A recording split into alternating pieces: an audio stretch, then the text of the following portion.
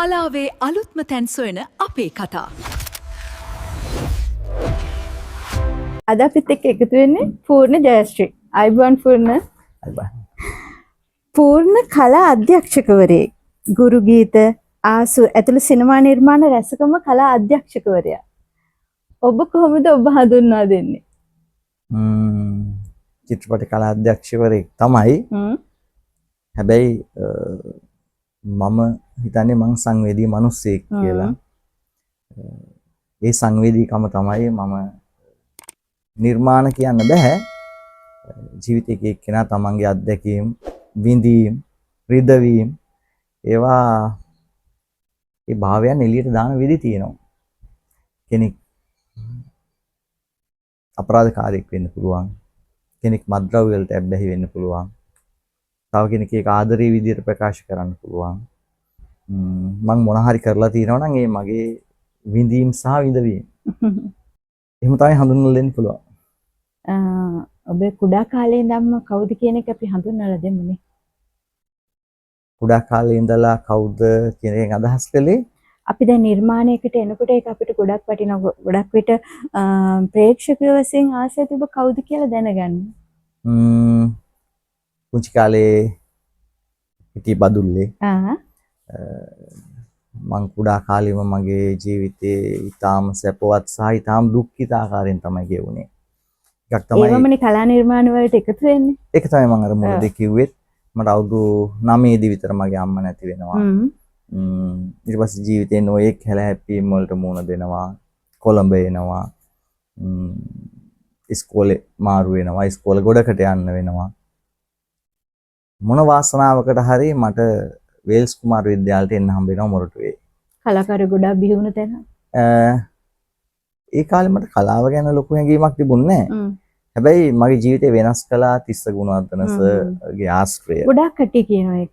ඔව්. ඇත්තටම අපි පුංචි පන්ති වල ඉන්නකොට එතුමාගෙන් ඉගෙන ගන්න අපිට ලැබුණේ නැහැ. ටිකක් ඉහළ පන්ති වලට එනකොට තමයි චිත්‍ර විෂය කරපු හින්දා පන්ති එක ඉගෙන ගන්න ලැබුණේ. නමුත් මම සෙනසුරාදාට ගිහිල්ලා දැලේ එල්ලීලා බලාගෙන ඉන්නවා සර් හරි අමුතු මිනිස්සෙක්. මේ කරන වැඩවලට මට හරි ආසයි. මම ඉස්කෝලේ 6 පන්තියේ. ඉතින් ටිකක් කල් ගියාම 6 පන්තියේදී. ටිකක් කල් ගියාම මේ දැලේ කුඩා කාලෙම. ඔව් ඉස්කෝලේ මම 4 පන්තියේදී විතර බදුල්ලෙන් ආවා. ඊට පස්සේ ශිෂ්‍යත්වයෙන් පාස් වෙලා ෆ්‍රෙන්ඩ්ස් ඔෆ් වෙල්ස් එකට යන්න ලැබුණා. ඉතින් 6 පන්තියේ පොඩි හැමදෑම දැලේ එල්ලීලා ඉන්නකොට මේ සර් මොකක් හරි දැනෙන්නේ නැති. ඉතින් එනවා කියලා ඇතුළට ගත්තා. ඒක හැම සෙනසුරාදාම පුරුද්දක් ඇරියට මම සර්ත් එක්ක ඇවිල්ලා ඒ කාලේ කලාව ගැන එහෙම ලොකු එහෙම කලාවක්ද මොකද්ද දන්නේ නැහැ. කුඩා කාලේ අපි සර් අමුතු වැඩ කරනවා, සින්දු කියනවා, සින්දු ලියනවා, චිත්‍ර අඳිනවා, මූර්ති හදනවා. ඉතින් මේ ඔක්කොට මට හරි ආසයි තුණා. මට අපේ තාත්තගෙනුත් පොඩි ආభాෂයක් තිබුණා ඇත්තටම. එයත් කලා නිර්මාණ වලට දායක වෙලා තිබුණා මේ ප්‍රසිද්ධ ඒවාට නෙවෙයි. එයත් උණලී වලින් නොඑක් විසිතුරු කැටයම් කරන නිර්මාණ කරන චිත්‍ර අඳින එහෙම කෙනෙක්. ඉතින් ඒ ආభాෂයක් තිබිලා එතකොට මට අර ගුරුවරයා පෙනුනේ අපේ තාත්තටත් වඩා ලොකු මිනිස්සෙක් විදිහට. ඒක මගේ ජීවිතේට සෑහෙන දුරට බලපෑවා. නමුත් පාසල් ගමන අතරමැදි කඩාකප්පල් වෙච්ච හින්දා ඉස්සසත් එක තියචා ඒ සමීපකම ජීවිතේ එහෙම තමයි. ගෙදරින් පැනලා ගියා. නිර්මාණයකට ලොකු එකතුවක් වෙයි. ඉස්කෝලේ O levels කරන්නත් කලින් ගෙදරින් පැනලා ගියා.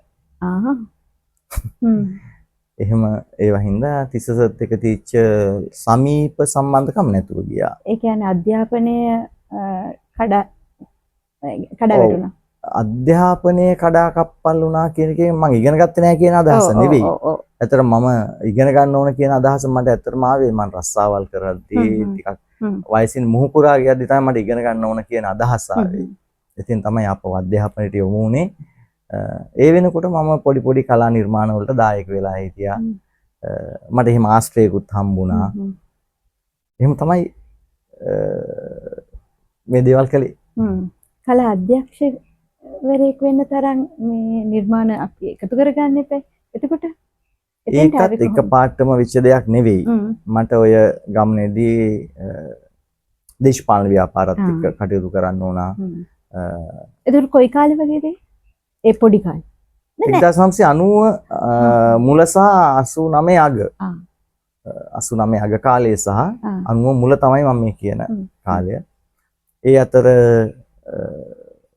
ටික දේශපාලන වැඩත් එක්කම මට ප්‍රසිද්ධ කලාකාරයොත් එක්ක ගැටෙන්න හම්බුණා. ඒ කාලේ මට හම්බුණා අජන්ත අලහකෝන්, උපාලි ගම්ලත්, ජයලාල් රෝහණ. ඒ අයත් එක්ක ඒක කලා නිර්මාණ කළා නෙවෙයි. ඒගොල්ලොත් එක්ක ජීවත් වුණා. ඇත්තටම ඒගොල්ලන්ත් එක්ක ජීවත් වෙනවා කියන්නේ මේ ජීවිතේ මේ කලාවත් එක්ක එකතු වෙනවා කියන එකක් නේ. එදිනෙදා ඒ අයත් එක්ක වැඩ කටයුතු කරපු එක තමයි ඇත්තටම කළේ. ඒක විශේෂ හැදෑරීමක්වත් ඇකඩමික් නොලෙජ් එකක් කියලා අපි කියනවා. එහෙම එකක් නෙවෙයි ඒක. හැබැයි පසු කාලිනව තමයි මට මේ ගැන දැනුමක් ගන්න ඕන, ඉගෙන ගන්න ඕන කියන අදහස ආවේ. එහෙම තමයි මේ කටයුතු උනේ. ඒ පසු කාලේන ආපු ඒ දැනුම කොහෙන්ද පටන් ගත්තේ? දැන් ඇත්තටම අපේ යුගය අද යුගයට වඩා ගොඩාක් ඉගෙන ගන්නවා කියන එක දුෂ්කර වැඩක්. ඔව්. අද අපිට කිසියම් විෂයක් ඕනේ නම් ඉන්ටර්නෙට් එකට ගිහිල්ලා YouTube එකට ගිහිල්ලා හරි හෝ වැරදි සයිට් 100කට හරි ගිහිල්ලා අපිට ඉගෙන ගන්න හදාරන්න අවස්ථාවක් තිබුණා. දැන් එක උදාහරණයක් හැටියට කියන්නම්. ඉස්සෙල්ලා මම ජයලාල් රෝහණ මහත්තයත් එක්ක වේශ නිරූපණ කටයුතු කළා. ඉතින් මේ වේශ නිරූපණ වලට ගන්න බඩු හරි මිලයි ලංකාවේ. කොළඹ තැන් කීපයක තමයි ගන්න තිබුණේ. ඉතින් අපි දෙන්නටම වුණා මේ මූලික දේවල් නිෂ්පාදනය කරගන්නේ කොහොමද කියලා බලන්න. ඉතින් අපි උදේ බත් එකකුත් ඔතාගෙන උදේ පාන්දර යනවා මේ කොළඹ ආයතනයකට. එතන තියෙනවා ඔය සුදර්ශියකට මෙහා පැත්තේ ආයතනයේ තියෙන BMCH එක ඉස්සරහා. ඒකේ තියෙනවා මේ වට්ටෝරු. අපි සති ගණන් ගිහිල්ලා මේවා කොහොමද මේවා මේ ප්‍රොඩක්ෂන් හැදිලා තියෙන්නේ කියලා උදේ ඉඳන් හවස වෙනකම් බලනවා, ලියා ගන්නවා, ඇවිල්ලා මැටි හොයාගෙන කොටනවා, මේවා පෙරනවා. ඉතින් ඔය කොහොම කරලා ඉගෙන ගත්තා මේ මෝඩ වැඩ කරන්නේ නැතුව කීයක් හරි හොයාගෙන පෑන් කේක් එකක් ගන්න එක හොඳයි කියලා. අධ්‍යාපනය එහෙම තමයි. ඒ කියන්නේ අපි විධිමත් විදිහට ආයතනයකට ගිහිල්ලා ඉගෙන ගත්තා නෙවෙයි. නමුත් පසු කාලීනව අපිට අන්තර්ජාතික වශයෙන් හදාරන්න පහසුකම් ටික ටික ඉන්ටර්නෙට් එක පුළුල් වෙනකොට හම්බුණා. කෙටි වාර්තා වැඩසටහන් වලට, කෙටි චිත්‍රපටි වලට දායක වෙනකොට අන්තර්ජාතික වශයෙන් ඒ උළෙලවල් වලට සම්බන්ධ වෙන්න හම්බුණා. එහෙම ටික ටික වර්ධනය වෙන අවස්ථාව හම්බුණා. ඒවා තමයි ඇත්තටම දැනුම හැටියට උකහාගත්තේ. කොහොමත් මේ ගැන තේරුම් ගන්නකොට අර ව්‍යුත්පත්ති ඥානය කියලා එකක් ඕන කියලා ඉගෙන ගත්තනේ පස්සේ ඔය විශ්වවිද්‍යාලවල එහෙම ඉතින් ගුරුවරු ඉගෙනුවා එහෙම එකකුත් තියෙනවා කියලා. ව්‍යුත්පත්ති ඥානයත් සැහැඳුරට ගත්තා. ඉතින් ඒවත් අත්දැකීමුත් ඒ සියල්ල සමයි අත්දැකීම් තමයි ගොඩක් විට බලපාන්නේ. මම හිතන්නේ ඉතින් අත්දැකීමක් නැතුව නිර්මාණයක් කරන්න හැකියාවක් තියෙනවා කියලා මම හිතන්නේ නෑ. ඒක හරි අමාරු වැඩක්. අද නිර්මාණ සාර්ථක නැත්තේ එතනදී කියන්න පුළුවන් නේ. අද නිර්මාණ සාර්ථක නෑ කියන තැන මම නෑ. ලොකු චෝදනාවක් නේ අද හොඳ නිර්මාණ බිහි වෙන්නේ නැහැ කියලා. හැබැයි මම පොඩි කාලේ නම් චිත්‍රපටි පිස්සෙක් ගැලරියේ ඉඳලා හැම චිත්‍රපටියම දෙතුන් පාර බලපු චිත්‍රපටි පිස්සෙක්. හැබැයි අද වර්තමානයේ හැදෙන චිත්‍රපටි තරම් ඉහළ ප්‍රමිතියක් තියෙන චිත්‍රපටි ඒ කාලේ තිබුණේ නැහැ. ඒකින්ද සාර්ථක නැහැ කියලා කියන්න බෑ. සමහර ජනප්‍රිය වෙන චිත්‍රපටි මේ කියන ශානරේ වෙන්න පුළුවන්. නමුත් අද වෙනකොට ලංකාවේ අවුරුද්දකට හොඳ චිත්‍රපටි සෑහෙන ප්‍රමාණයක් බිහි වෙනවා. ඒකෙන් අදහස් කරන්නේ නැහැ 70 දශකයේ 80 දශකයේ චිත්‍රපටි හොඳ නැහැ කියලා. ප්‍රේක්ෂකය ප්‍රතිචාරය අඩු ගතියක් තේරෙන්නේ නැද්ද? ඉස්සර ෆිල්ම් එකක් ආවා කිව්වහම මම හිතන්නේ හැම කෙනෙක්ම වගේ බලනවා. ඒක අපි තව කාරණා ගොඩක් එක සසඳන්න ඕන. අපිට ඉස්සර තිබුණේ රේඩියෝ එක channel එකක් ඒක දාගෙන සින්දුවක් අහන්න. එහෙම නැත්නම් ගමේ තියෙන එකම හෝ ෆිල්ම් හෝ දෙකක් හෝ තුනක් ලොකු නගරයක් නම් හතරක්. ඔය ටිකට එන මුළු චිත්‍රපටි අවුරුද්දට තියෙන සංඛ්‍යාවෙන් ඔක්කොම වගේ ගිහින් බලන්න. ඔය ටික තමයි තීච්ඡ විනෝදාංශ. අද වෙනකොට මේ පිරිස රටේ ජනගහනය වැඩි වෙනාට වඩා ලොකු වේගයකින් අපිට මාධ්‍ය විසිරීලා තියෙනවා, ලොකු වෙලා තියෙනවා. නිකන් හිතන්න එක කඩයක් තියෙන කාලේ කියන්න පුළුවන් ඉස්සර තමයි මිනිස්සු කඩෙන් කෑවේ අපේ කඩ පිරිලා ඉතිරිලා ගියා කියලා. කඩ 100ක් තියෙන කාලේ එහෙම නෙවෙයි. කඩ 1000ක් තියෙන කාලේ එහෙම නෙවෙයි. මං කියන්නේ රසවින්දනය සම්බන්ධයෙන් කිසියම් ගැටලු තිබුණත් එදාට වඩා අද පුළුල් කියලා තමයි මට හිතෙන්නේ. විශේෂයෙන්ම මිනිස්සු එකේ වින්දනයේට එක එක මාධ්‍යයන් තෝරගන්නවා. ඒකට සිනමාවට ඉතුරු වෙලා ඉන්න පිරිස අඩු වෙන්න පුළුවන්. ඒ පිරිසත් අපි නීති රීති දාලා ඉන්දියානු සිනමාව ගේන්න දෙන්නේ නැහැ. ඉංග්‍රීසි චිත්‍රපට සීමා කරලා අපේ චිත්‍රපට විතරක් පෙන්නලා මේවම බලපල්ලා කියන කාලෙට වඩා අද ලෝකේ ඕනම තැනක හැදෙන චිත්‍රපටියක් අපිට සුළු මුදලක් ගෙවලා Netflix ගිහිල්ලා තව ඒ වගේ platforms තියෙනවා අපිට ගිහිල්ලා බලන්න පුළුවන්. එතකොට චිත්‍රපටි බලන පිරිස අඩු වෙලා කියන එක මම කිසිසේත් පිළිගන්නේ නැහැ. රසවින්දනය අඩු වෙලා කියන එකත් මම ලොකුවට පිළිගන්නේ නැහැ. ඒ චෝදනාව චිත්‍රපටි දුවන්නේ නැති හින්දා කරන චෝදනාවක්. චිත්‍රපටි දුවන්නේ නැති ප්‍රශ්නයක් තියෙනවා. ඒ කියන්නේ වියදම් වැඩි එකත් එක්ක එහෙමත් කියන්න පුළුවන් නේ. ඔව් දැන් අර චිත්‍රපටි බලන්නේ හෝල් එකකට ගිහිල්ලාමද කියන ප්‍රශ්න තියෙනවානේ. ඔව්. සමහර සිනමාවක් අපේ රටේ සමහර විට රජ කතාවක් ළමයි ආස චිත්‍රපටියක් ඒ වගේ එකක් හෝල් එකකට ගිහිල්ලා බලන්න පුළුවන්. නමුත් සමහර චිත්‍රපටේ ඒගොල්ලෝ බලනවා. ඒ බලන්නේ ගිහිල්ලා මේ පවුලත් එක්ක ගිහිල්ලා හෝල් එකේ නෙවෙයි. සිංහල චිත්‍රපටි විතරක් බලන්න ඕන කියලා එකකුත් නැහැ. ඔව්.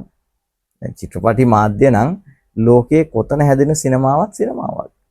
එතකොට සිනමාව බලන පිරිස මම විශ්වාස කරන්නේ අඩු වෙලා නෙවෙයි වැඩි වෙලා. ඒකෙන්ද මේ චෝදනාව එච්චරම සාධාරණ චෝදනාවක් නෙවෙයි නේද? ඔබ මොකද හිතන්නේ මේ ගැන? මම මේකෙන් දැනුවත් වුණා. ඔව් වින්දන මාධ්‍ය අපිට ජීවිතේ විඳින තියෙන මාධ්‍ය ගොඩක් පුළුල් වෙලා තියෙන අද වෙනකොට. ඒක හොඳ ප්‍රවණතාවයක් හැටියට මම දකිනවා. ඒක නරක දෙයක් හැටියට දකින්නේ නැහැ. මේක කීප දෙනෙක්ගේ අතේ ව්‍යාපාරිකයෝ කීප දෙනෙක්ගේ අතේ තියෙන එකක් නෙවෙයි. අද වෙනකොට ශේෂ්ත්‍රයට අලුතෙන් එන්න පුළුවන්කම අලුතෙන් කෙනෙකුට ශේෂ්ත්‍රයේ හැසිරෙන්න තියෙන පුළුවන්කම ඉතාම වැඩි. සමහර විට කලින් තිබිච්ච විදිහට මේ ශේෂ්ත්‍රයේ ඒකාධිකාරයක් තිබුණා නම් මට මේ ශේෂ්ත්‍රයට එන්න හම්බෙන්නේ නැති වෙන්න පුළුවන්. ඔබට ওই ආසුන නොලැබෙන්න පුළුවන්. අද එහෙම නෙවෙයි. තමන්ගේ හැකියාව වර්ධනය කරගන්න පුළුවන් නම් තමන්ට කියන්න දෙයක් තියෙනවා නම් කියන්න platform ඕන තරම් තියෙනවා. ඒ කියන මාධ්‍ය මොකක්ද කියන එක තෝරගන්න එක තමයි අපිට පාට බෑලා ගෑ ගහන්නත් පුළුවන්, කවියක් ලියන්නත් පුළුවන්, චිත්‍රයක් අඳින්නත් පුළුවන්, චිත්‍රපටයක් කරන්නත් පුළුවන්. ඒක අන්තර්ජාතික වශයෙන් ගෙනියන්නත් පුළුවන්, ගමේ විතරක් කරන්නත් පුළුවන්. මේ ඔක්කොම පුළුල් වෙලා තියෙන්නේ. ඒක හොඳ තත්ත්වයක්. කවියක් ලියනවා කියනකොට මට මතක් වුණේ ගීත ලියනවානේ. කවි ලියන්නේ නැහැ, ගීත ලියන්නේ නැහැ. ඒවා ලියවෙන්න ඕන. ලියවෙන්න ඕන. අපි එන කියමු පොඩ්ඩක්. ඇත්තටම කවි ලියනවා ගීත ලියනවා කියලා මම වාඩි වෙලා ලියලා නැහැ කවදාවත්. මට දෙයක් දැනුනොත් ඒක කොලේක ලියන එක තමයි ගොඩක් වෙලාවට කළේ. මං කියන්නේ ඒක තමයි ඒකේ සාර්ථකත්වයක් කියලා. ඔව් එහෙම මගේ මේ සින්දුණත් 100 ගණන් නැහැ. 10ක් 15ක් 20ක් ඔය වගේ ප්‍රමාණයක් තමයි පාටිගත වෙලා වන් විදුලිය යන්නේ හෝ මාධ්‍යයක යන්නේ. හැබැයි ලියපු පොත් පිටින්ම තියෙනවා. හොඳයිනේ.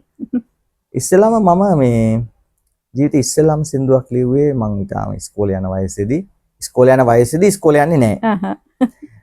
චන්ද්‍රානි ගුණවර්ධන මහත්මියට සහ සුනිල් සූර්යාරච්චි කියලා මේ මම දන්න මම රැකියාව කරපු තැන හිටපු මහත්මයෙක්ට ඒගොල්ලෝ ස්වර රංග කියලා ප්‍රසංගයක් කළා. ඉතින් මේ ප්‍රසංගයට මට එක සින්දුවක් ලියන්න හම්බ වුණා.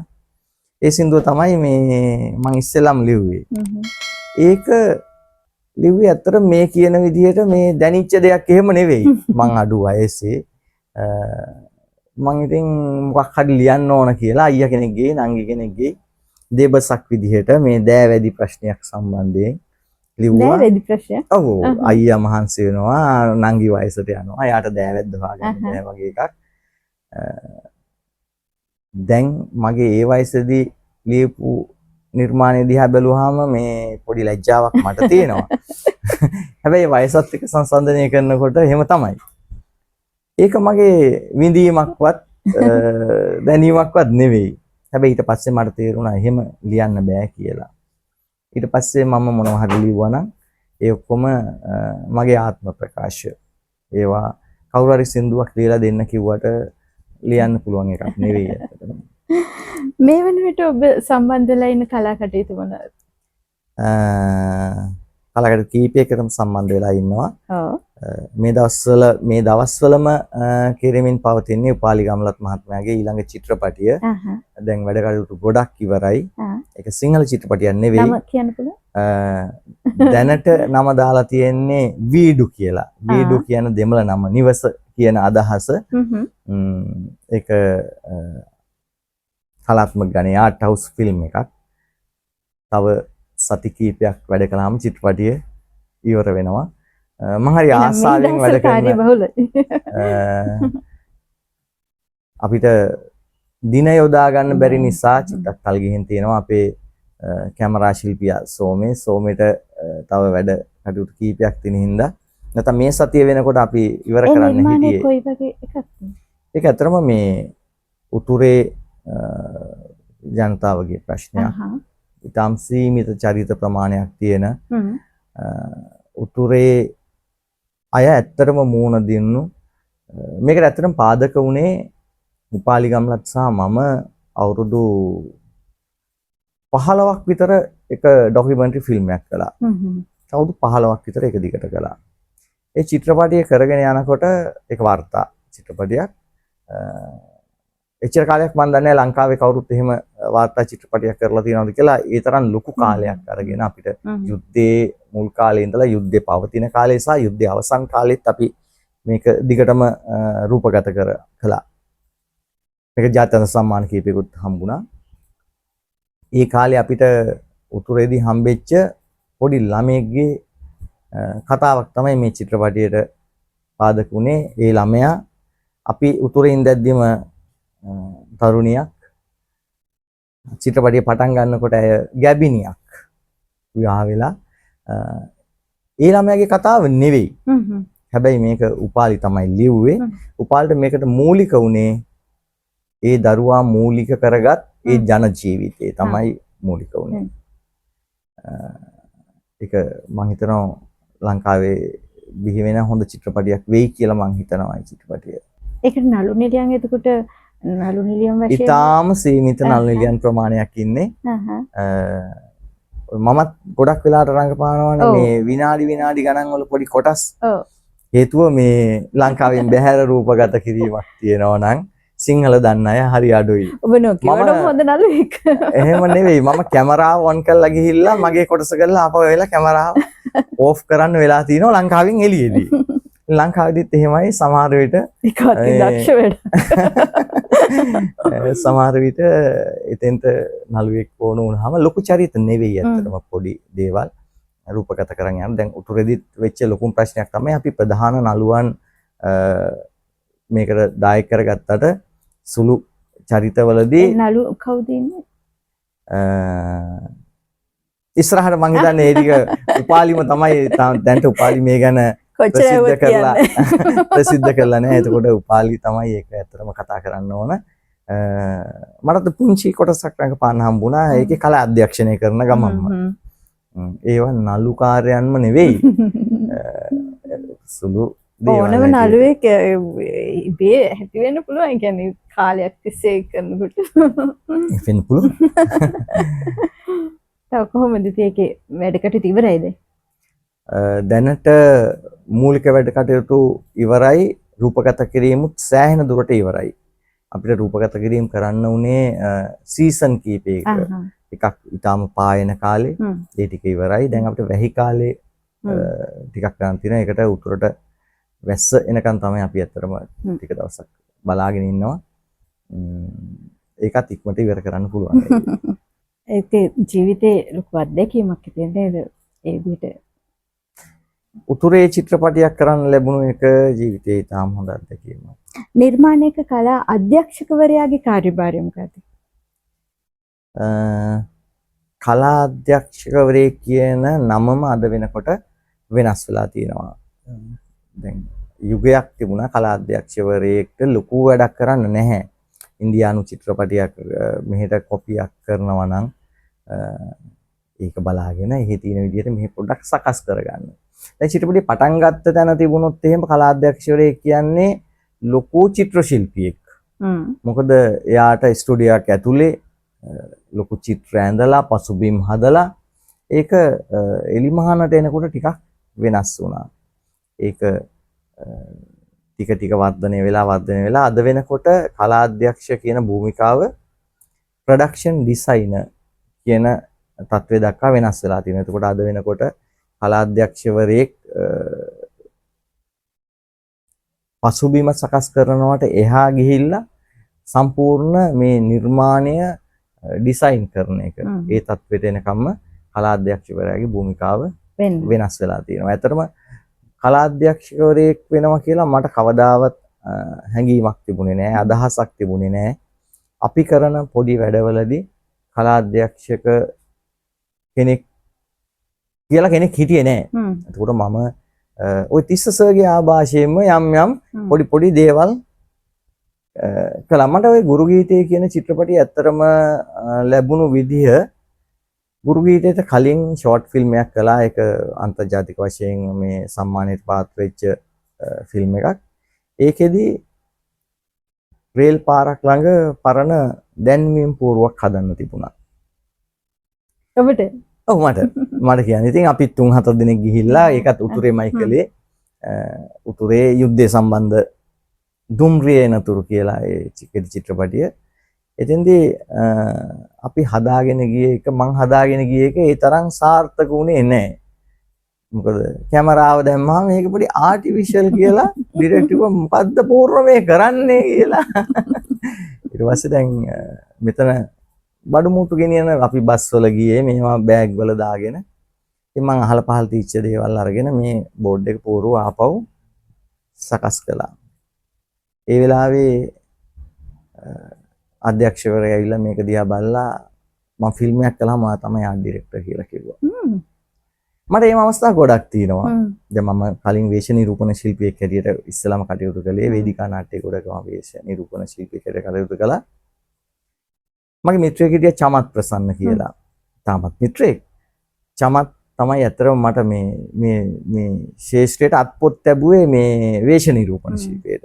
ඉතින් චමත් ප්‍රසන්න නාට්‍යයක් කළා මං කියලා.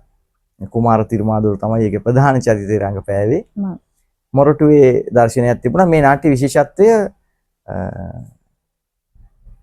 මුළු කාස්ට් එකම මුළු පාත්‍ර වර්ගයාම ස්ටේජ් එකේ මුල ඉඳන් අගට රඟපානවා. මුල ඉඳන් අගට රඟපානවා. ස්ටේජ් එකෙන් එළියට එන්නේ නැහැ. එක නළුවෙක් විතරක් ඇවිල්ලා වෙන චරිතයක් හැටියට ආපහු යනවා. ඒක චමත් ප්‍රසන්න තමයි අධ්‍යක්ෂකවරයා සහ වේශ නිරූපණ ශිල්පියා. චමත් අර එළියට එන එක්කෙනාගේ රැවුලක් දාලා වෙනස් කරලා යවන්න ඕන. චමත් දැන් හෙව්වා මේ රැවුල අලවන්න පුළුවන් කාටද කියලා. ඉතින් මම කරලා දෙන්නම් කියලා. අතන මම ඒ නාට්‍යයේ රඟපෑවේ නෑ. මම චමත්ගේ මිත්‍රයෙක් හැටියට හිටියේ. ඉතින් චමත් රැවුල හරි විදියට අර රැවුල් වලට අපි ගන්න දේවල් අරගෙන ගම් ටික තියලා අලවන්න ඕන විදිය ඔක්කොම කියා දීලා චමත් ගියා. හැබැයි මම සෑහීමකටපත් උන්නේ නෑ ඒ රැවුල ගැන. ඒක මට හිතුණා නිකන් හරි ආටිෆිෂල් රැවුලක් නේ කියලා. මම වෙන ක්‍රේප් ටිකක් අරගෙන වෙන විදියකට රැවුලක් හදලා චමත් දන්නෙත් නෑ. අර නළුවා ආපු වෙලාවේ අලෝලේ මොකද චිත්‍රණි කරලා තියෙන්නේ. ඊට පස්සේ නාට්‍ය ඉවර වෙලා චමත් ඇවිල්ලා කෑ ගැහුවා කවුද මේ රැවුල දැම්මේ කියලා. මං හිතුවා බැනුම් අහන වැඩක් තමයි සිද්ධ වෙලා තියෙන්නේ. මම නිකලේදී මං කිව්වා මං කලේ කියලා. චමත් පහුවෙන්දා චමත්ගේ ලොකු මේකප් බොක්ස් එක මට දුන්නා. මම නෙවෙයි මේක කරන්න ඕන ඔයා කියලා. ඊට පස්සේ තමයි මම ජයලාල් රෝණවන්තත් එක්කත් මේකප් කරන වැඩවලට සම්බන්ධ වෙලා ඉගෙන ගත්තේ. එහෙම තමයි ටික ටික ඉගෙනගෙන ආවේ ඔය අහඹු ඔක්කොම අහඹු. ඒකම තමයි ඒ සාර්ථකත්වයේ රහසම මට නම් හිතෙන්නේ. මේ හම්බු දේවල් කියන්නේ ඒකේ ඇතුලේ ඉඳලා වෙන දේවල් නේ. කට්ටියත් එක්ක ඔක්කොම ඉඳලා ජීවිතේ එහෙම තමයි. අපි හිතලා ප්ලෑන් කරලා කරන දේවල් වලට වඩා සාර්ථක වෙන්න පුළුවන්. අපි විඳලා තියෙන දේවල්, අභ්‍යන්තරයේ තියෙන දේවල් ප්‍රතිනිර්මාණය කරන්න ඕ ඒක එලි දක්වන්න අවස්ථාවක් හම්බුනොත් ඕනම කෙනෙක්ට එහෙම අවස්ථාවක් ලැබෙන්න පුළුවන් කියලා මම හිතනවා. කළුහිම චිත්‍රපටය ගැන පොඩ්ඩක් කියමුද? කළුහිම චිත්‍රපටිය ඇතරම මට ඒකේට සම්බන්ධ වෙන්න හම්බුනේ ඒකේ කැමරාමන් හැටියට. සිනමැටෝග්‍රැෆර් හැටියට. ඒක ජීවිතේ හොඳ අත්දැකීමක්.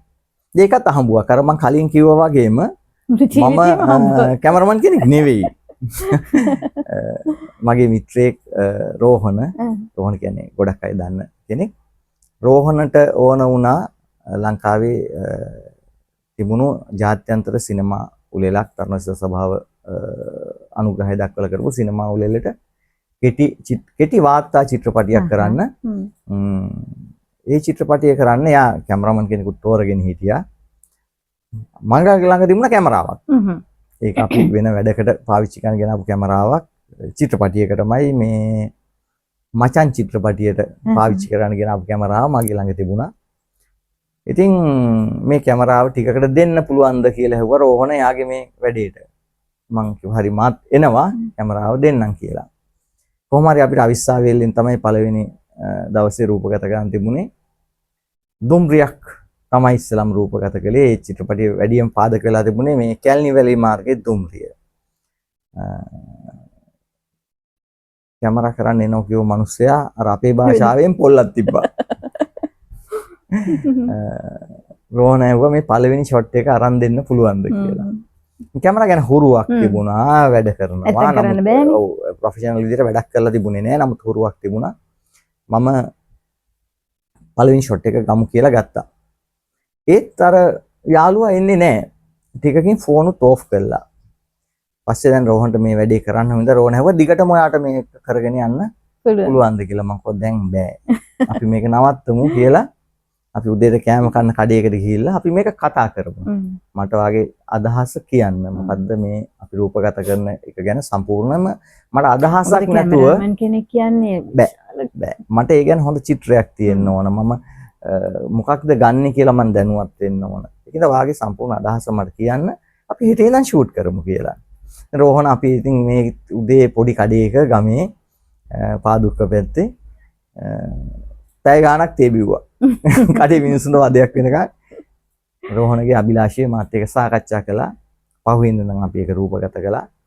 ඒ උලෙලේ සම්මානයක් හම්බුණා රෝහණට මේ වාර්තාව. ඉතින් මම වැඩේ කළා බාර දුන්නා.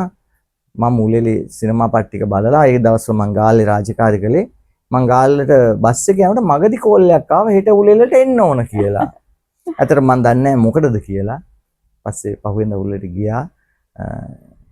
එතන ජූරියේ විශේෂ සම්මානයක් මට ඒ පළවෙනි වැඩේටම ලැබුණා. ඒක තමයි පළවෙනිම. ඒ ඔයක පාදක කරගෙන තමයි මට ඔය කළුහිම කියන චිත්‍රපටිය කැමරාකරණයට මට අවස්ථාව හම්බ වුණේ. ඇත්තට මේක විශේෂ අත්දැකීමක්. ඊට කලින් අපි මේ ලොකේෂන් එක කිට්ටුවටම ගිහින් තිබුණා නේපාලේ, හිමාලයේ. තාම දුෂ්කර පරිසරයක ඊට කලින් ගිහින් තිබුණා අපි මේ ලොකේෂන් එකට ගුරුගීතේ චිත්‍රපටියට. ගුරුගීතේ ප්‍රදර්ශනය වෙන්න කලින් ආයිමත් අපිට මේ ලොකේෂන් එකට යන්න හම්බුණා කළුහිම චිත්‍රපටියට. කළුහිම චිත්‍රපටියත් කැමරාකරුවෙක් හැටියට මම සාර්ථකයි කියලා මම හිතනවා. දෙරණ සිනමා උළෙලේ සම්මානයට නිර්දේශ වුණා. ආසාවෙන් කළ චිත්‍රපටිය ආර්ට් හවුස් ෆිල්ම් එකක් නෙවෙයි ඇත්තට මේක මුදල් උපයන්න බලාපොරොත්තු කරපු චිත්‍රපටියක්. නමුත් මම මගේ කාර්ය කළා කියලා මම විශ්වාස කරනවා නොමිනේට් වෙච්ච නිසා නිර්දේශ වෙච්ච හින්දා මම හිතනවා මම ඒක හරියට කරලා තියෙනවා කියලා. ඒ තව හම්බුවක්. ජීවිතේම හම්බුවක්. ලංකාවේ සිනමාව ඇතුලේ සිදුවිය යුතු වෙනස්කම් මොනවාද? දැන් තියෙන දේවල් සහ ඒවට උත්තර හැරෙන, ඒ කියන්නේ දැන් වෙන දේවලුත් එක්ක වෙනස් වෙන්න ඕනි මොනවාද? මේකේ ප්‍රේක්ෂකයාට සතුට වෙන විදිහට. සිනමාව ඇතුලේ නෙවෙයි අතර වෙනස් වෙනවා සිනමාවෙන් පිට. චිත්‍රපට සංස්ථාව කියලා ආයතනයක් තියෙනවා ඉක්මනට වහලා දාන්න ඕන. සිනමාව දියුණු කරන්න නම්. ඒ හැර අපි ලංකාව කියන එක අමතක කරන්න වෙනවා අපිට. අද ලෝකයේ තත්ත්වෙත් එක්ක ලංකාව කියලා ඉරි ගහගෙන කොටු ගහගෙන ඉන්න තත්ත්වේ අතහැරලා ලෝක සිනමාවට ලෝකෙට හෝ කොහෙට හෝ සිනමාව. ඒක ලෝකේ කොයි රටේ කොයි මිනිස්සයා බලයිද කොයි මිනිස්සයා විඳීද කියලා අපිට කියන්න බෑ. දැන් අපි ගත්තොත් ඉරානය වගේ රටක් සිනමාවෙන් කොහොමද ජය ගත්තේ? ඉරානයට චිත්‍රපටි පෙන්නලාද? ඒ වගේ ලෝකේ බැරෑරුම් චිත්‍රපටි ගොඩක් ගත්තොත් ඒවා කරලා තියෙන්නේ ඒ රටට නෙවෙයි. ඒවා කරලා තියෙන්නේ මිනිස්සුන්ට. අන්න එතනයි සිනමාව රටකට පළාතකට අපේ පැත්තට නෙවෙයි මිනිස්සුන්ට. ඒ මිනිස්සයා ජීවත් වෙන්නේ ලෝකෙ කොතෙන්ද කියලා අපිට කියන්න බෑ. අද වෙනකොට භාෂාව කියන එකත් ලොකු ප්‍රශ්නයක් වෙලා නැහැනේ. ඔව්. අද වෙනකොට භාෂාව ලොකු ප්‍රශ්නයක් නෙවෙයි. දැන් අපි ඉස්සර චිත්‍රපටියක් බලලා ඕක තේරුම් ගන්න මොනම විදිහටවත් බෑ. ඒකින්ද අපි බලන්නේ sexual films and fight films. ওই දෙක තේරුම් ගන්න ලෝකේ භාෂාවක් ඕන උනේ නෑනේ. ওই දෙක ලෝකේ කොහේ හිටියත් ඕන ළමෙක්ට වැඩිහිටියෙක්ට තරුණෙක්ට තේරෙනවා. හැබැයි අද එහෙම නෙවෙයි. YouTube එකට ගියත් අපිට language එකක් select කරගන්න පුළුවන්. අපිට subtitles දාන්න පුළුවන්. ඒකින ලෝකෙට අපි චිත්‍රපටිය ගෙනියන වැඩපිළිවෙලක් හැර ලංකාවේ සිනමාව දියුණු කරනවා කියලා වෙනම ප්‍රොජෙක්ට් එකක් කරන්න බෑ. එහෙම තලයක නෙවෙයි ඉන්නේ. දැන් ජාත්‍යන්තරයේ යම් තාක් මට්ටමින් ජයගත්ත සිනමාකරුවොත් ලංකාවේ ඉන්නවනේ.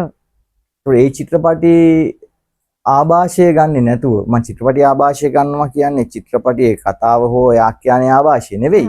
ඒ පියවර ආభాෂය ගන්නෙ නැතුව අපි තව ලංකාවට චිත්‍රපටි කරනවා කියලා වෙනම ප්‍රොජෙක්ට්ස් කරනවා නම් ඒක දියුණු කරන්න ප්‍රොජෙක්ට්ස් කරනවා නම් ඒක සාර්ථක වෙන්නේ නැහැ කියලා මගේ අදහස. මොකද මිනිස්සු චිත්‍රපටි බලනවා. ඒ බලන්නේ ලෝකේ කොහේ හරි හදන චිත්‍රපටි. ඒ චිත්‍රපටයේ දැන් කෙනෙක්ට කියන්න පුළුවන් අපිට ඒ තරම් ලොකු වියදමක් තරන්න බෑ. අපි පොඩි රටක්. අපි මේකේ අපේ කොස්ට් එක අඩු කරගන්න ඕන. ඔය කියන ටික. ඒවා ජය ගන්න විදිහත් ලංකාවේ සිනමාකරුවෝ වගේම ලෝක සිනමාකරුවෝ පෙන්නලා තියෙනවා. ඒවා ජය ගන්න විදිහත් තියෙනවා. නිකන් හිතන්න අපිට ලංකාවේ ඇතුලේ චිත්‍රපටියක් පෙන්වන්න ලංකාවේ ඉන්න ඊටාම දක්ෂම තරු යොදා ගන්න වේවි. ඒ තරුවල තරු ගුණය නිසා චිත්‍රපටිය බලන්න පුළුවන් වේවි. අපි ඊටාම හොඳ චිත්‍රපටියක් නිර්මාණය කරලා දක්ෂකම අනුවන කවුරුත් අහලා නැති ප්‍රධාන නළු නිළියෝ යොදාගෙන චිත්‍රපටියක් කළොත් ඒක ලෝකේ බලනවාද මේ අහවල් තරුව කියලා නෑ. ඒගොල්ලෝ බලන්නේ චිත්‍රපටියේ ගුණාත්මකකම. එහෙම වෙච්ච චිත්‍රපටි තියෙනවා. ලංකාවෙත් තියෙනවා. ඒක නළුවාගේ හෝ මම කියන්නේ රංගපාන ටැලන්ට් එකක් ඕනේ නෑ කියලා. ඒකට සංගීතය යොදන්න උපරිම ඕන. එයා ජනප්‍රියද නැද්ද කියන එක නෙවෙයි වැදගත්, ටැලන්ට් එක වැදගත්. කාවද මේකට යොදාගන්නේ කියන එක.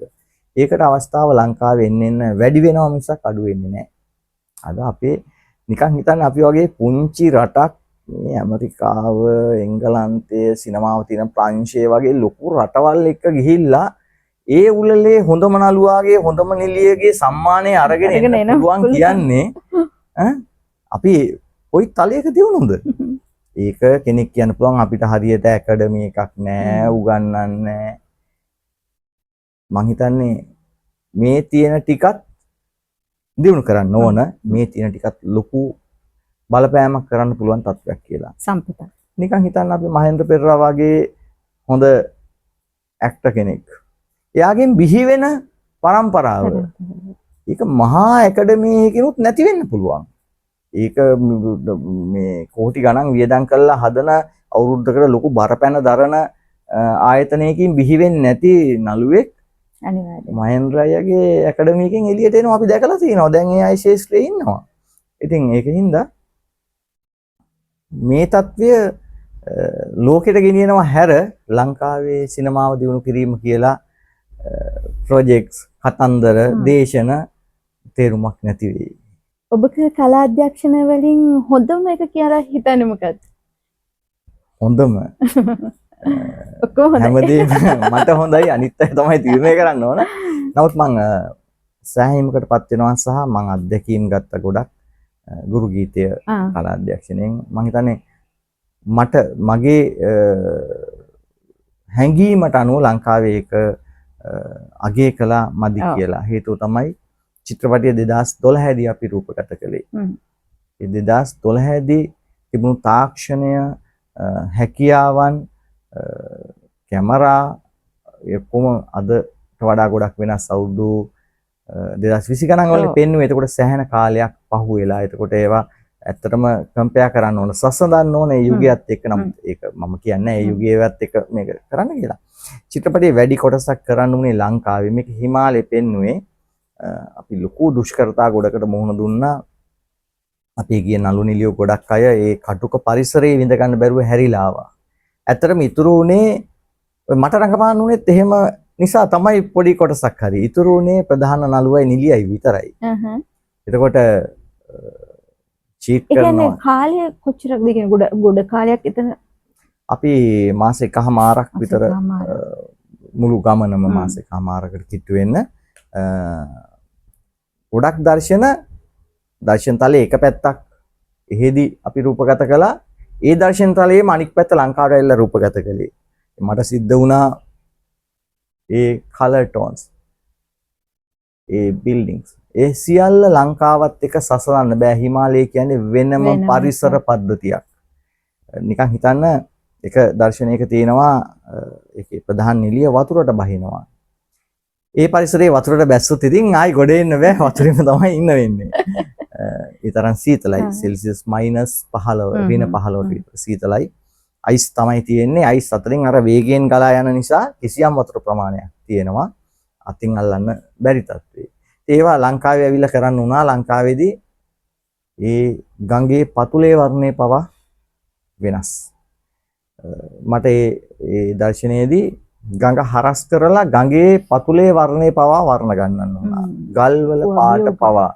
ඉතින් මම හිතන්නේ ලංකාවේ ඒකට නිසි අගය කිරීමක් ලැබුණා කියලා මම විශ්වාස කරන්නේ. හේතුව මේ ගොඩක් විනිශ්චය මණ්ඩලවල ඉන්න විනිශ්චය මණ්ඩලයේ සමාජිකයෝ සමහර ශේෂ්ත්‍රයන් ගැන දැනුම අඩුයි. අල්පයි. සමහර ශේෂ්ත්‍රයන් ගැන. දැන් උදාහරණයක් හැටියට ගත්තොත් එහෙම කලුහිම චිත්‍රපටයේ ඒ අවුරුද්දේ ග්‍රැෆික් වලට එක සම්මාන උළෙලක සම්මානයක් ලැබුණා.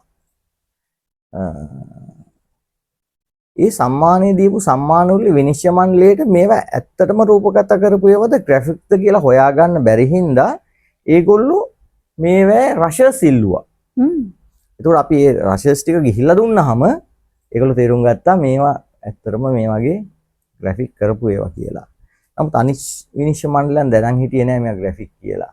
ඒ අවුරුද්දෙම වෙන උළෙලවල් වලදී ග්‍රැෆික්ස් සම්බන්ධ චිත්‍රපටි වලට වඩා ඊටාම ඉහළ තලයේ තිබුණා කලුහිම.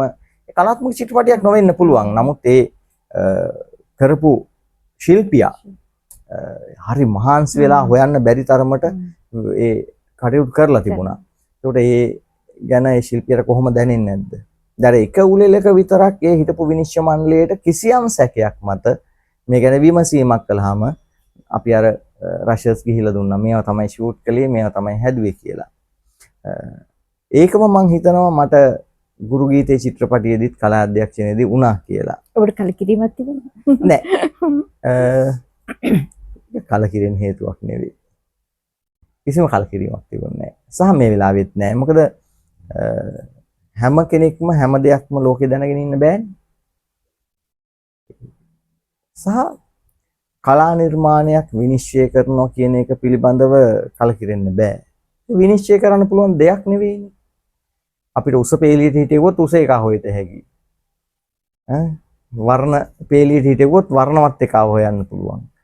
කලා නිර්මාණයක් කවුද විනිශ්චය කරන්නේ? කොහොමද විනිශ්චය කරන්නේ? කිසියම් ප්‍රමිතියක් විතරයි බලන්න පුළුවන්. ඉතින් මේ ප්‍රමිතිය උලෙලෙන් උලට වෙනස් වෙන්න පුළුවන්. ඒ කියන්නේ හිතරි දෙනවා නම් මේක දන්නේ නැති කෙනෙක් වෙන්න ඕන. ගීත රචනා කරනවානේ විශාල ප්‍රමාණයක්. විශාල ප්‍රමාණයක් නෙවෙයි මම කලින් කිව්වා වගේ මට දැනෙච්ච දේවල් ඇත්තටම මම කැමතිම සින්දුව නේද මේ අහන්නේ. කැමතිම සින්දුව. මට හිතුණා. මම ලියපු සින්දුව වලින් මම හරි කැමති. ජනප්‍රියත්වයේ ඊටාම අල්පයි ඒකට හේතුව ප්‍රදීපා ධර්මදාස මහත්මිය අවසාන වතාවට කරපු CD තැටිය ඊතරම් ජනප්‍රිය වුණේ නැහැ. ඒක අඩංගු වෙන්නේ CD තැටියේ. හැබැයි අගේ කිරීම දෙකක් වුණා. ඒ ගීතේට මට ගීත රචනා හැටියට සම්මාන දෙකක් ලැබුණා. පෙරාදෙණිය විශ්වවිද්‍යාලයේ මාගේ දේශීය අවධිකරණ මන සාහිත්‍ය වලින් එක සම්මානයක් ලැබුණා. ඒ අවුරුද්දේ ජාතික තනුස සභාවේ යෞවන සම්මාන වලදී ගීත රචන හැටියට ඒකට සම්මාන ලැබුණා. ඒක ගොඩක් අය අහලා නැහැ. හොයාගෙන අහන්න පුළුවන් නම් ගිහි ගේම ගිනි ගයක් වී කියලා ගීතේ තියෙන්නේ. මට මගේ බිරිඳ ගැන දැනුණු විදිහ තමයි මම අතර මේ මගේ ජීවිතය සහ බිරිඳ මට ඉතාම ආදරෙන් හිටියා. අපි ඒක කියමුනේ. අද වෙනකොට බිරිඳ ජීවිතුන් අතර නැහැ. එයා මට තේරෙනවා කියලා මට කියන්න තිබිච්ච ඕනකම තමයි මම මේ සින්දුවෙන් ලිව්වේ.